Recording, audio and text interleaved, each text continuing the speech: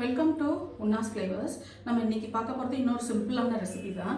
நம்ம ஏற்கனவே பச்சை மல்லி துவையல் பார்த்தோம். இன்னைக்கு பச்சை புதினா துவையல் பார்க்க போகிறோம். சேம் தான். நல்ல ஒரு 2 கைப்பிடி புதினா எடுத்திருக்கேன். ஒரு 5 சின்ன வெங்காயம், ஒரு பச்சை மிளகாய், சின்ன பச்சை மிளகாய், ஒரு சின்ன நெல்லிக்காய் அளவுக்கு புளி, 1/2 டீஸ்பூன் உப்பு. இதுதான் இதுக்கு வேணுங்கிறது. இது நீங்கள் எப்போ சாப்பிட போகிறீங்களோ அப்போ உடனே அரைச்சி உடனே சாப்பிடணும், இல்லைன்னா அந்த கலர் புதினாவோட கலர் சேஞ்ச் ஆகிடும். ஸோ புதினா, சின்ன வெங்காயம், பச்சை மிளகாய், உப்பு, புளி இதை மட்டும் மிக்சியில் கொஞ்சமாக தண்ணி ஊற்றி அரைச்சிட வேண்டியதான். சூடாக இட்லி தோசைக்கு சாப்பிட்றதுக்கு ரொம்ப நல்லாயிருக்கும், ஹெல்த்தியானது. புதினா ஹார்ட்டு, ஹீமோக்ளோபின் எல்லாத்துக்குமே ரொம்ப நல்லது. அடிக்கடி புதினா நம்ம உணவில் சேர்த்துக்கிறது ரொம்ப நல்லது. சின்ன வெங்காயமும் கால்சியம்.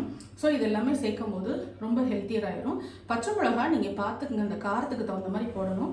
சின்னதாக ஒரு மிளகாய் எடுத்திருக்கேன். இப்போ இதெல்லாத்தையும் அரைச்சிட்டு காட்டுறேன்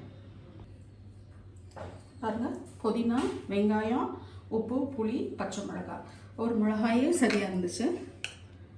அரைச்சிட்டு இது உடனே நீங்கள் சாப்பிட்டீங்கன்னா இட்லி தோசைக்கு நல்லாயிருக்கும், கலர் மாறாமல் இருக்கும். இது ரொம்ப ஹெல்த்தியானது. ஒரு நாள் கொத்தமல்லியில் இந்த மாதிரி சாப்பிடலாம், ஒரு நாள் புதினாவில் சாப்பிடலாம்.